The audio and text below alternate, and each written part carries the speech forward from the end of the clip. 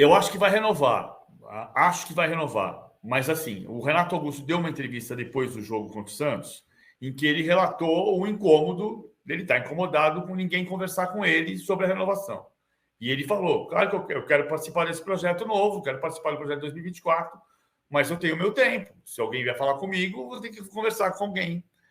O Corinthians entende que o Renato Augusto e os outros jogadores, porque são 9 jogadores sem contrato no final do ano, e alguns o Corinthians vai querer permanecer. Acho que o Renato Augusto é um jogador que vai querer que o Corinthians vai querer que permaneça, e outros o Corinthians não vai querer que permaneça. Então, os candidatos estão conversando com a comissão técnica para perguntar com quem eles querem falar. E a comissão técnica deu um freio nessa história. Por quê? Porque a comissão técnica entende duas coisas. Primeiro, que antes de qualquer coisa precisa livrar o time do rebaixamento, e se conversar com um e não conversar com o outro, vai vazar.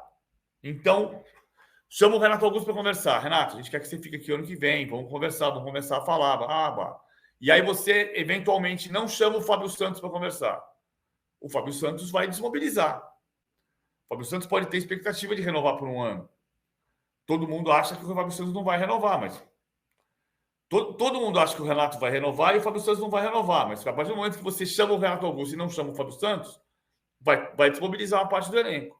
Então, o que a comissão técnica falou foi para os dois candidatos: espera, vamos resolver a primeira temporada.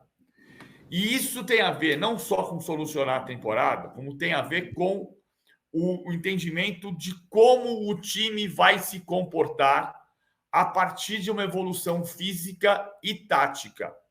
O Renato falou na saída do jogo contra o Santos que, em outras palavras, com o time jogando como está agora, ele precisa fazer menos coisas. Porque ele está correndo certo agora.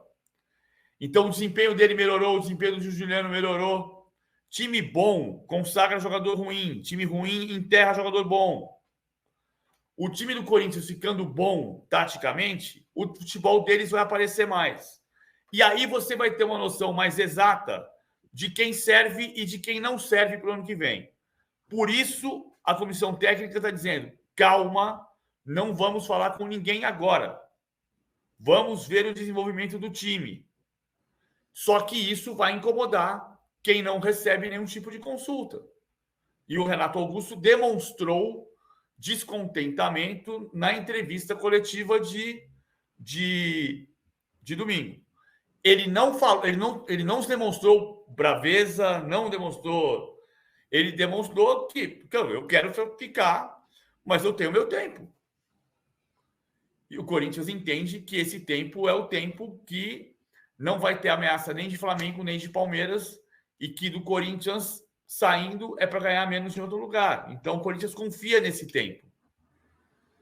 O Corinthians entende que tem este tempo, corre um risco, mas entende que tem este tempo para fazer o desenvolvimento do time, entender o desenvolvimento individual de todos eles, e depois de solução resolvida, chamar todos para dizer: eu quero que você fique, lamentavelmente eu não quero que você fique. Eu quero que você fique, eu não preciso mais de você.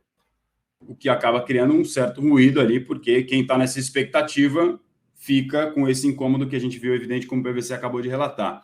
Vou trazer o nosso colunista do All Sport, o Perrone, para conversar com a gente, porque ele fez uma coluna interessante sobre o Renato Augusto, sobre pensar 2024 sem o Renato. Boa tarde, Perrone. Você acha que o Corinthians devia permanecer ou não renovar com o Renato Augusto para o ano que vem? Seja bem-vindo ao De Primeira. Boa tarde, Hassan. Boa tarde, PVC. Todo mundo que está com a gente. Sempre um prazer estar aqui. O papo com vocês é muito bom. Cara, eu acho assim, eu acho que o Corinthians deveria fazer um esforço para manter o Renato. Só o meu ponto de vista é o seguinte: eu não vejo o Renato em 2024 como sendo o pilar do time, como sendo o cara que vai ser o maestro em todo jogo. Porque o que eu vejo do Renato hoje, nesta temporada, é um cara que não consegue fazer muitas partidas seguidas jogando no melhor nível dele. O que o PVC falou faz todo sentido, que o time mais organizado, o rendimento dele sobe, o rendimento de muitos jogadores no Corinthians subiu com o Mano, inclusive o do Romero, por exemplo, que era um cara que estava muito abaixo. Mas mesmo assim, eu não entendo, eu não vejo uma forma de o Renato ser o pilar do projeto do ano que vem. Então eu acho que o Corinthians vai ter que ir no mercado, vai ter que buscar um outro maestro, um outro cara que tenha qualidades equivalentes às do Renato, para ter condição de ser um protagonista dentro do time. Aí, claro, ninguém é só de assinar o contrato, é titular ou é reserva. Assim, no cenário que eu desenharia é o seguinte, olha, vai ter um cara no mesmo nível ali do Renato, quando o Renato está muito bem, e esses caras vão ali, o treinador vai colocar um, vai colocar outro, conforme eles renderem, porque eu vejo assim, o Renato muito mais como um cara de apoio no ano que vem do que um cara que vai conseguir ser titular todo jogo jogando em alto nível. É isso que o Perrone está dizendo. Exatamente isso. Agora, pode acontecer o seguinte: eu entendo que ao final desse processo de avaliação que tem a ver com o crescimento do time, que o Mano vai dizer, vamos tentar renovar com o Renato Augusto. Aí você vai renovar por quanto tempo? Aí você vai chegar num patamar de ele vai pedir 2 anos, o Corinthians vai oferecer 1 ano, talvez tenha que fazer um meio termo com 2 anos e menos salário. Enfim, aí vai ter uma negociação. Aí você vai depender também de que Corinthians vai ao mercado, né? Que mercado vai ter? Porque hoje você olha para o mercado e fala assim, cara, quem é o jogador que você vai trazer para ser o Rafael Veiga do Corinthians? O Lucas Moura do Corinthians? Onde é que está esse cara? É o Everton Ribeiro? Também tem 36 anos. Onde é que está esse cara com 25? Com 27? Aí você pode... porque condição ideal. O Corinthians transforma o Matias Rojas nesse maestro. E o Renato passa a ser um jogador cereja do bolo. Entra com 15 do segundo tempo, joga titular o clássico, entra com 30 do segundo tempo no outro jogo menos importante e é decisivo. Só que se você tem um time montado, isso funciona. O que aconteceu foi que o Corinthians criou uma situação de dependência do Renato Augusto porque não tem time, né? Time bom consagra jogador ruim. Time ruim enterra jogador bom. O Renato é um bom jogador que se destaca num time ruim. Agora, isso não vai ser para sempre, né? Esse é o ponto. O Cláudio Vasconcelos toca no ponto da questão física, dele não conseguir ter regularidade e não jogar 3 jogos seguidos. Fossem PVC e Perrone, tá? Vocês têm a caneta na mão. PVC, você assina a renovação de contrato com o Renato Augusto? Depois quero ouvir também o Perrone. Eu assino por 2 anos pagando menos, mas para ser um coadjuvante. 2 anos pagando menos, tá? E você, Perrone? Sou mais radical, eu sou mais pão duro em relação ao PVC. Eu assino por 1 ano. Assino por 1 ano pagando menos também. É porque é uma nova realidade, né? Acho que você vai assinar com eles, tem que projetar. Não é o Renato para ser o cara, né? Na minha visão. Já não é mais aquele protagonista principal do time. Eu já tô sentando mal na mesa de negociação, porque eu já tô sabendo, eu já tô entendendo que eu vou oferecer 1 ano, ele vai pedir 2, eu vou oferecer menos salário. Já está encurtando a conversa. Eu estou encurtando a conversa, é isso aí.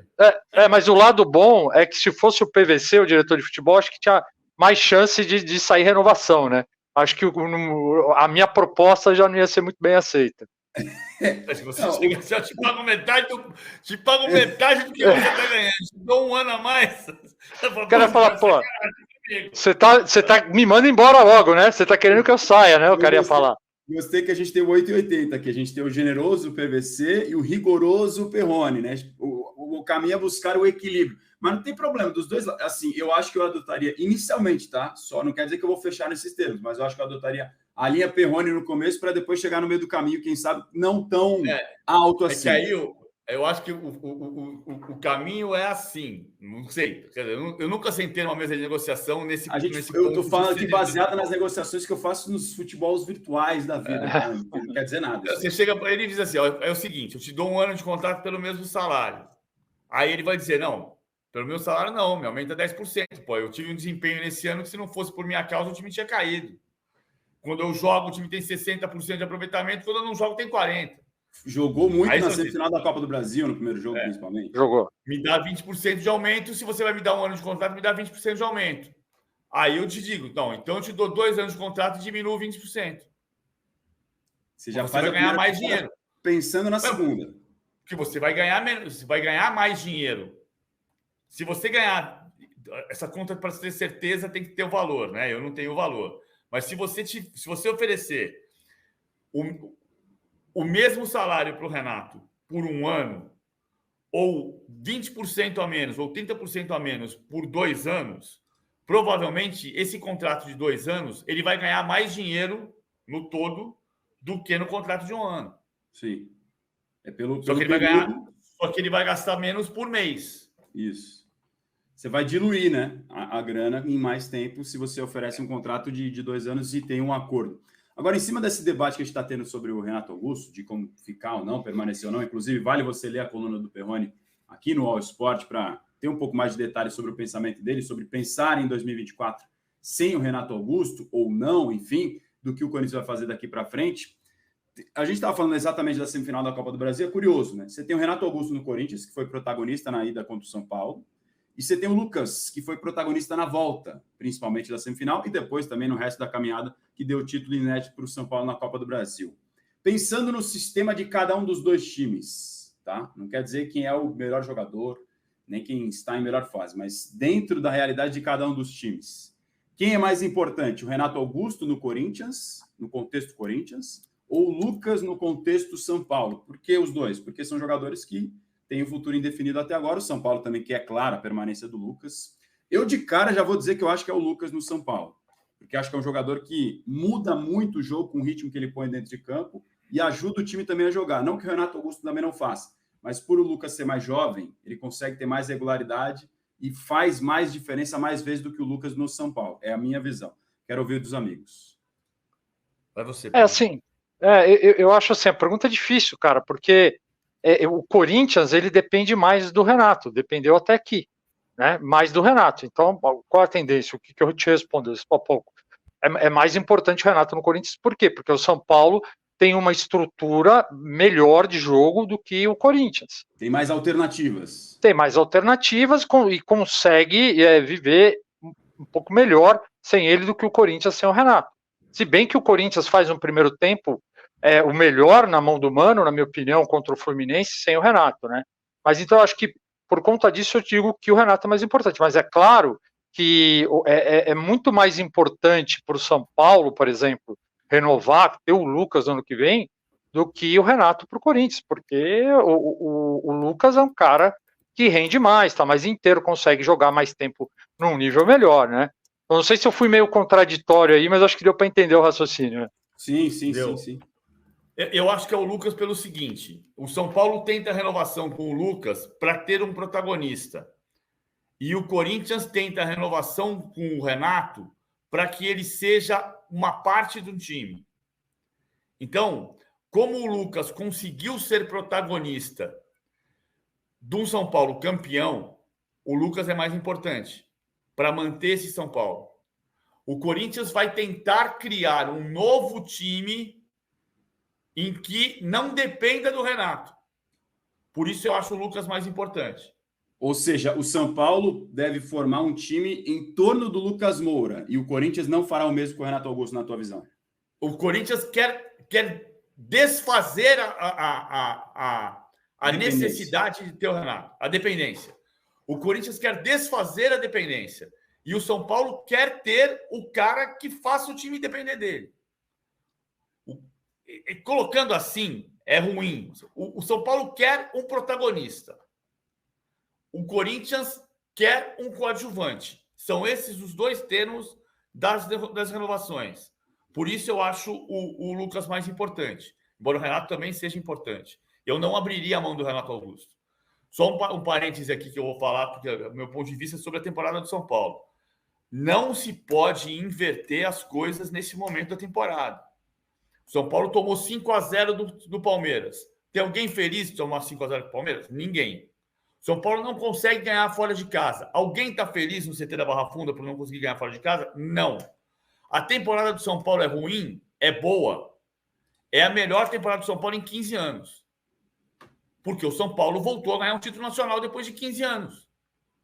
Então, é do tamanho que o São Paulo precisa ser? Não. A temporada do São Paulo é ruim? Não. A temporada do São Paulo é boa. É boa. O São Paulo está na Libertadores, o Palmeiras não está, o Corinthians não está, o Santos não está, o Flamengo não está ainda. Então, é claro que você toma um susto por 5-0, a maior goleada da história para tomar contra o Palmeiras. Ninguém queria tomar 5-0 do Palmeiras, a não ser os palmeirenses, evidente. Né?